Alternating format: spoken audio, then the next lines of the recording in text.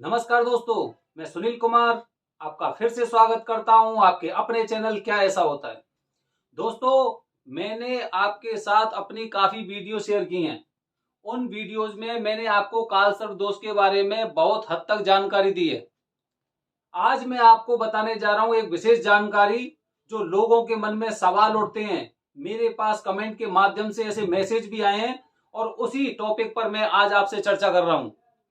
मुझसे लोग पूछते हैं और काफी लोगों के मन में ये शंका भी होती है, ये विचार भी आता है कि मुझे कालसर्प दोष की पूजा कहां करानी चाहिए।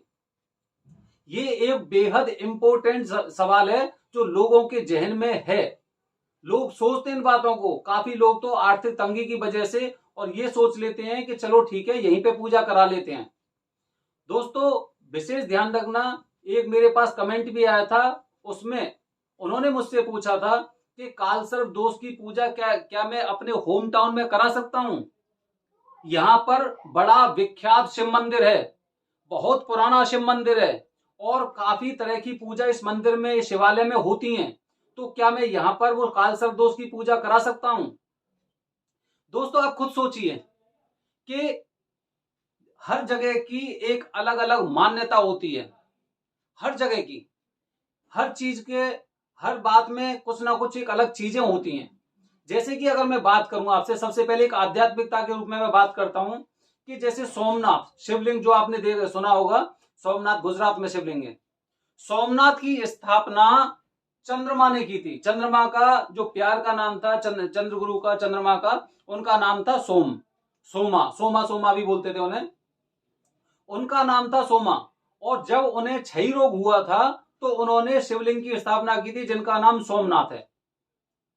तो अब जिन लोगों को क्षय रोग से संबंधित कुछ समस्याएं हैं, वो वहां पर जाकर बाबा की पूजा करें और पूजा करने के बाद उन्हें 100% लाभ होता है।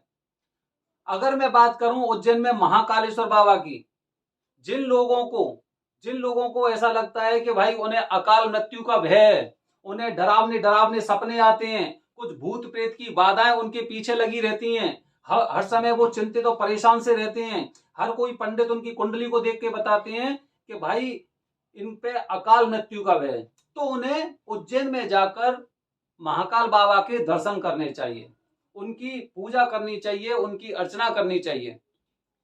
ऐसी अगर मैं काशी विश्वनाथ जी मंदिर की बात करूं तो काशी विश्वनाथ मंदिर लोग अपने उद्धार के लिए जाते हैं। ये कहते हैं कि काशी में अगर कोई इंसान अगर अपने प्राण भी त्याग देता है तो वो सीधा स्वर्ग जाता है। तो हर जगह की एक अलग अलग मान्यता होती है। अब आप खुद बताइए। अब मैं दूसरी तरह से आपको समझाने की कोशिश कर रहा हूं कि अगर कोई एक आपको बीमारी है या फिर अगर किसी की हड्डी में फ्रैक्चर है या किसी को स्किन डिजीज की प्रॉब्लम है, तो वो कौन से डॉक्टर के पास जाएगा?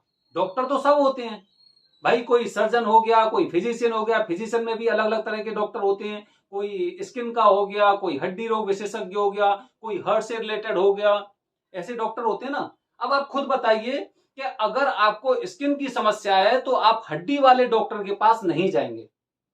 आप ये बिल्कुल नहीं सोच सकते कि डॉक्टर तो ये भी है।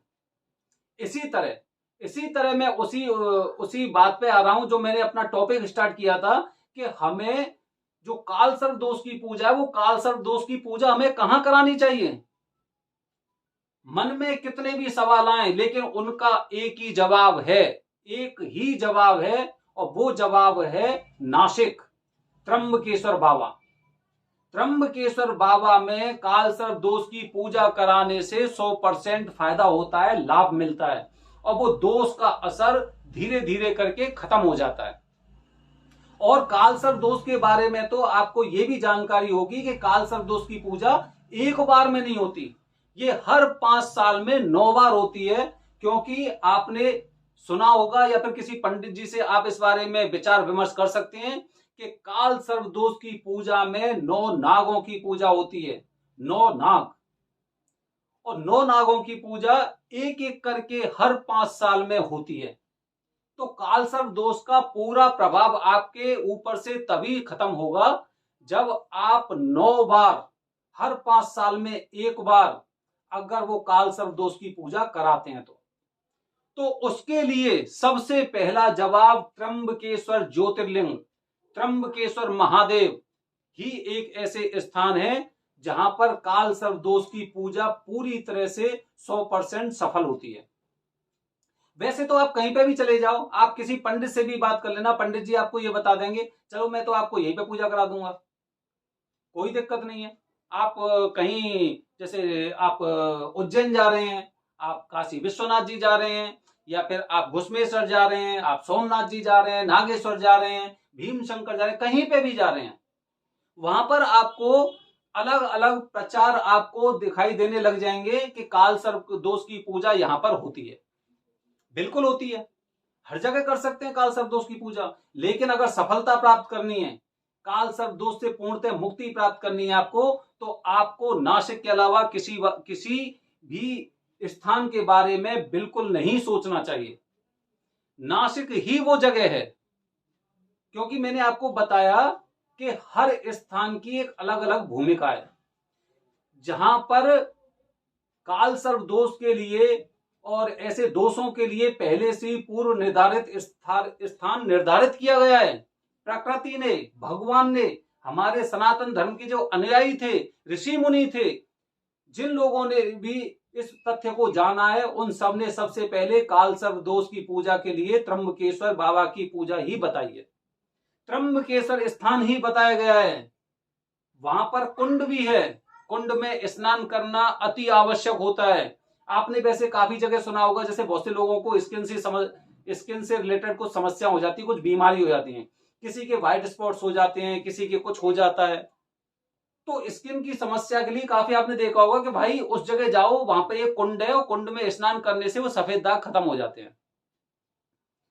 तब आप ये नहीं सोचते कि मेरे घर के सामने भी बहुत पुरानी एक नहर है, नदी है, तालाब है, इसी में नहा लूं और मेरे ये बीमारी खत्म हो जाएगी। ये विचार नहीं आता ना। तो एक स्थान की जो महत्वपूर्णता है वो काफी चीजों पर निर्भर करती है, बहुत सी चीजों पर निर्भर करती है। वहां पर त्र्यंबकेश्वर बाबा साक्षात रूप में भोलेनाथ जी उपस्थित हैं, जो ऐसी परेशानियों का निवारण करने के लिए वहां पर हम लोगों की इच्छा पूरी करने के लिए, हमारे दोषों को खत्म करने के लिए वहां पर स्थित है, साक्षात रूप से स्थित है। दूसरा, वहां पर जो कुंड है, कुंड की भी ऐसी मान्यता है कि अगर आपके ऊपर किसी तरह के कुछ ऐसे दोष हैं, पितृ दोष हो गया, काल सर्प दोष हो गया, तो उन चीजों का इलाज भी वहां पर स्नान करने से होता है। तो दोस्तों, जब एक स्थान की मान्यता ऐसी होती है तो वहां पर जाना ज्यादा जरूरी होता है, बहुत ज्यादा जरूरी होता है। अगर किसी को किसी चीज से डर लगता है, उसे अकाल मृत्यु का भय होता है, तो वहां पे लोग क्या करते हैं, उज्जैन जाते हैं और उज्जैन में जो शिप्रा नदी है उसमें स्नान करते हैं, क्योंकि मान्यता है। उन मान्यताओं के आधार पर हमें चलना चाहिए। हमें आसपास अपनी सहूलियत के लिए और हमें यह निर्धारित नहीं करना चाहिए कि भाई यहीं पे ये बहुत पुराना शिवलिंग है, यहाँ पे काफी सालों से पूजा होती है, तो आप यहीं पे भी इस पूजा को कर सकते हैं। पंडित जी तो कहीं पे भी कर देंगे। आप ये कहोगे भैया मेरे घर पे आके कर दो, वहां पे भी कर देंगे। वो क्या बोलते हैं, वो यही तो कहते हैं कि भाई वहां पर मंत्रों का ही तो उच्चारण होता है, और वो वाले मंत्र यहाँ पे पढ़े जाते हैं, वही मंत्र नासिक में पढ़े जाएंगे, तो आपको इन सब चीजों का पूरी तरह से समाधान मिलेगा, और मंत्रों में ही शक्ति होती है। लेकिन जो स्थान होता है, स्थान की भी एक अलग भूमिका होती है। जो कुंड है, कुंड को जो वरदान मिला हुआ है कि आपको ऐसे दोषों को समाप्त करना है, उनकी भी एक अलग भूमिका होती है। तो जब भी आपके मन में, आपके जहन में ये सवाल उत्पन्न हो कि काल सर्प दोष की पूजा मैं कहां पे करवाऊं, तो आपको इसमें सोच विचार बिल्कुल नहीं करना है कि भाई मैं यहां पे करवा सकता हूं या वहां पे करवा सकता हूं। मेरे पास एक ही ऑप्शन है कि मैं नासिक जाऊंगा, और नासिक में जाके मैं वहां पे त्र्यंबकेश्वर बाबा के स्थान में जाके और वहां पर काल सर्प दोष की पूजा करवाऊंगा। इसके अलावा कोई ऑप्शन है ही नहीं।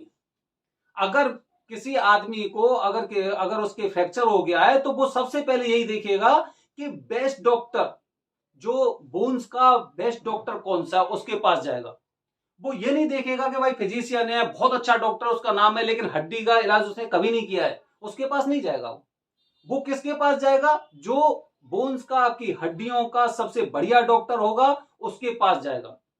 इसीलिए जब भी काल सर्प दोष की पूजा आपको करवानी है, तो आपको नासिक से ज्यादा अच्छा स्थान, उपयुक्त स्थान कहीं पे भी इस पूरी सृष्टि में नहीं है। मैं भारत देश की बात नहीं कर रहा हूं, मैं पूरी दुनिया की बात कर रहा हूं, पूरी दुनिया में। इसीलिए तो भारत महान है। भारत में हमारे जो देवी देवता हैं, सनातन धर्म के जो देवी देवता हैं, भगवान भोलेनाथ जी हो गए, माता पार्वती हो गई, हनुमान जी महाराज हो गए, यहां पर भक्तों के कल्याण के लिए पहले से ही उपस्थित हैं। और फिर भी हम लोग भटके हुए हैं, हम दूसरी चीजों की तरफ देखते हैं, हमें अपने आप पर विश्वास नहीं है। तो दोस्तों, किसी के बहकावे में आपको नहीं आना है। अगर आपको कालसर्प दोष की पूजा करानी है तो सबसे उपयुक्त स्थान नासिक के पास त्र्यंबकेश्वर ज्योतिर्लिंग है। वहां पर अगर आप पूजा कराएंगे तो फल आप खुद बताएंगे, आप फल को खुद बताएंगे कि भाई वहां पर पूजा कराने से मुझे बहुत बहुत फायदा हुआ है। दोस्तों, तो जब भी कालसर्प दोष के विचार, कालसर्प दोष के बारे में, पूजा करने के बारे में विचार अगर आपके अंदर आता है तो सबसे पहले नासिक त्र्यंबकेश्वर ज्योतिर्लिंग ही एक स्थान है। इसके अलावा मैं किसी बात को नहीं कहता कि भाई आप वहां पे करवाओ या मत करवाओ, वो आपकी इच्छा है। लेकिन जो मैंने सुना है, जो मैंने पढ़ा है, उसको मैंने आपके साथ यहाँ पर वीडियो के माध्यम से मैं आपको बता रहा हूं कि अगर आप कालसर्प दोष की पूजा कराने जा रहे हैं तो नासिक के अलावा कोई और दूसरा विकल्प मत सोचिए, मत सोचिए बिल्कुल। क्योंकि फिर आप बाद में ये कहेंगे कि भाई पूजा से मुझे फायदा नहीं मिला, पूजा करने से मुझे बिल्कुल फायदा नहीं मिला, और मेरे तो कोई समस्या कुछ अंत ही नहीं हुआ है, मेरी परेशानियों का समाधान ही नहीं हुआ है। तो ये चीजें फिर दिमाग में आती हैं। इसलिए अगर आप कालसर्प दोष की पूजा कराने जा रहे हैं तो मैं रिकमेंड करता हूं नासिक के पास त्र्यंबकेश्वर ज्योतिर्लिंग। दोस्तों, कहीं मत जाइए, दूसरों के भटकावे में मत भटकिए। आप एक बार जाइए, जब एक बार आप पूजा कराएंगे उसके बाद जो आपको फल प्राप्त होगा, उसके बाद आप हर इंसान की अनसुनी कर देंगे और सीधे पहुंचेंगे नासिक त्र्यंबकेश्वर बाबा। हर हर महादेव दोस्तों, जय हिंद, जय भारत।